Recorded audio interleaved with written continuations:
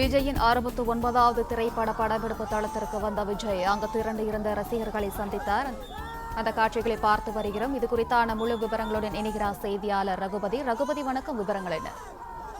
வணக்கம். நடிகர் விஜயும் தாவேகா தலைவருமான விஜய் அவர்கள் சினிமா துறையில் இன்னும் ஒரு சில படங்கள் தான் நடிக்க இருப்பதாக தகவல்கான வெளிவருகிறது.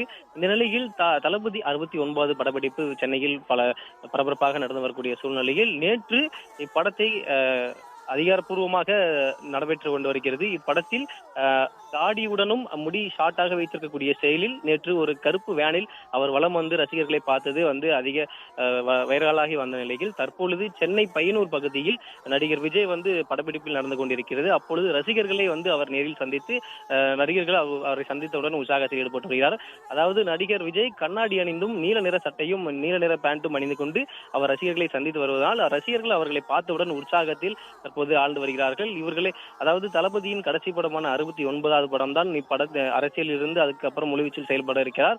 அதற்கு முன்பாக இப்படம் முழுவீச்சில் முடிக்க வேண்டும் என்ற நிலையில் வினோத் அவர்களும் படப்பிடிப்பு குழுவினரும் தீவிர நிலையில் ஈடுபட்டு வருகக்கூடிய நிலையில் தற்பொழுது இந்த வீடியோ சமூக வலைதளங்களில் வைரலாக பரவி வருகிறது.